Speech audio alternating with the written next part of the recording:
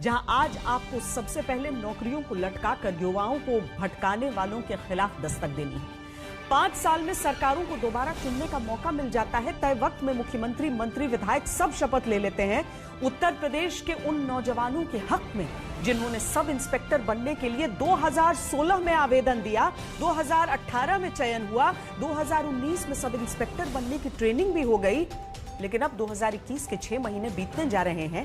आज तक हजारों युवाओं को सब इंस्पेक्टर की भर्ती में आवेदन के 5 साल बाद भी ट्रेनिंग लेने के बावजूद न नियुक्ति मिली न सैलरी।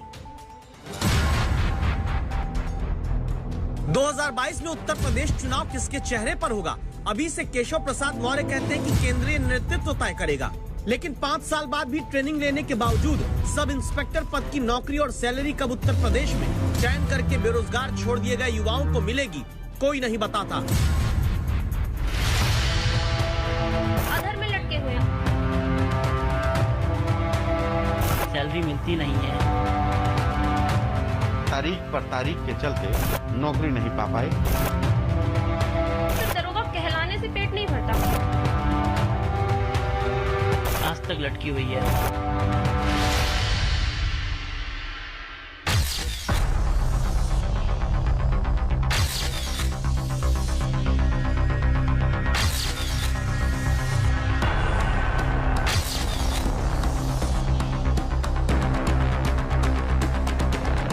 जिनके बदन पर जनता की सुरक्षा की वर्दी आने के बाद घर वालों की खुशियों का ठिकाना नहीं था, जिन्होंने अपने बच्चों के पुलिस में नौकरी पाने के वर्षों के सपने पूरे होने पर मंदिरों से मजारों तक, लड्डू से लेकर चादर तक चढ़वाई थी, अब रोजगार की वो वर्दी सरकारी कछुआ चाल के कारण बेरोजगारी का ठप्पा लिए दीवार पर टंगी है। और जिन आंखों में बेटे के सब इंस्पेक्टर बन जाने पर खुशी के आंसू थे, अब वहाँ दुख की नदियां पलकों के किनारे तोड़कर बहती हैं।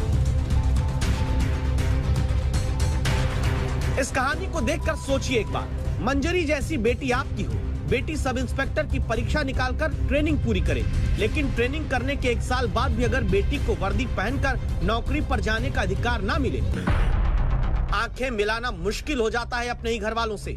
जहां समाज के 4 लोग एक उम्र के बाद ये पूछने लगते हैं कि क्या हुआ आपके बेटे बेटी का, कहीं नौकरी लगी कि नहीं। मंजरी के घर वालों ने गर्व से कहा था, हाँ हमारी बेटी सब इंस्पेक्टर बनने जा रही है। मंजरी ने ट्रेनिंग पूरी की, लेकिन रोजगार मिलने पर जो हाथ खुल जाने थे वो आज तक बेरोजगारी के ठप्पे के साथ बंधे हुए हैं। अधर में लटके हुए हैं। अगर रिजल्ट आ जाता है, एक बार ऑर्डर जारी हो जाए, हम हारते हैं, जीतते हैं, कुछ भी होता है, कम से कम हम आगे के लिए देख सकते हैं। जैसे ये भर्ती चली जा रही है, हम ओवर एज हो चुके हैं, अब ना प्राइवेट नौकरी करने के कहीं लायक रह रहे हैं। वो कहते हैं कि तुम दरोगा बन गए हो। अरे आपको क्या है मैडम, आपको क्या परेशानी, आप तो दरोगा हो, आज नहीं कल नौकरी मिलेगी। लेकिन सिर्फ दरोगा कहलाने से पेट नहीं भरता। मंजरी जैसे हजारों नौजवानों के पेट पर बेरोजगारी का दर्द देने वालों की जिम्मेदार है वो व्यवस्था जो समय से भर्ती तक पूरी नहीं कर पाती। 2016 में हजारों नौजवानों ने उत्तर प्रदेश में सब इंस्पेक्टर भर्ती के लिए आवेदन किया था। जुलाई 2017 में लिखित परीक्षा हुई थी, लेकिन पर्चा लीक हो गया, परीक्षा रद्द हो गई। 5 महीने बाद जाकर दिसंबर 2017 में दोबारा लिखित परीक्षा कराई गई। फरवरी 2019 में रिजल्ट आया। परिणाम पर सवाल उठाते कुछ नौजवान हाईकोर्ट गए। हाईकोर्ट नए सिरे से रिजल्ट तैयार करने को कहता है। सरकार हाईकोर्ट के फैसले के खिलाफ सुप्रीम कोर्ट जाती है। जून 2019 से जून 2020 तक इस बीच चयनित 2486 युवाओं की सब इंस्पेक्टर के लिए पुलिस ट्रेनिंग सरकार शुरू करा देती है। लेकिन जून 2020 में ही सुप्रीम कोर्ट चयनित दरोगाओं की पासिंग आउट परेड पर रोक लगा देता है। फरवरी 2021 से सुप्रीम कोर्ट में युवाओं को नियुक्ति देने का मसला ऑर्डर के तौर पर सुरक्षित रखा हुआ है। लेकिन आवेदन के 5 साल बाद और सुप्रीम कोर्ट में रिजर्व रखे ऑर्डर के 5 महीने बाद भी साफ नहीं कि मंजरी जैसे हजारों युवाओं को नौकरी मिलेगी भी या फिर नहीं।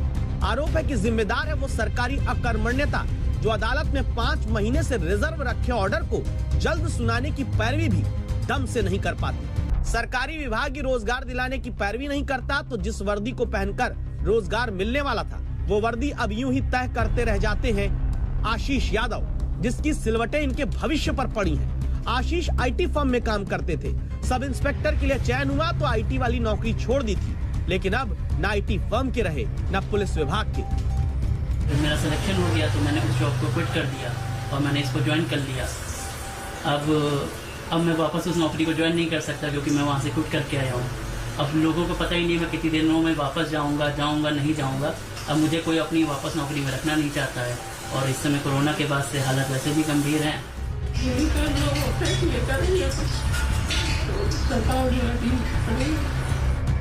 ऐसा नहीं कि उत्तर प्रदेश में बहुत ज्यादा पुलिस वाले हैं। लोकसभा में गृह मंत्रालय की तरफ से इसी साल बताया गया कि जब देश में पुलिस विभाग में 5,31,000 पद खाली हैं, तो यूपी में अकेले 1,11,865 पोस्ट पुलिस वालों की खाली पड़ी है।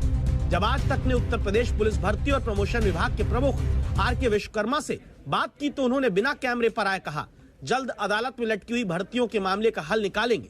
तो सवाल उठता है कि जो तेजी सरकार बनाने और गिराने में देश में देखी जाती है, वही पूर्ति क्यों नहीं युवाओं की अटकी हुई नौकरियों को दिलाने में दिखाई जाती है। संभव है कि आपके घर में कोई बेटा बेटी बेरोजगार न हो तो आपको लगे ऐसी खबरों से आप पर फर्क नहीं पड़ता।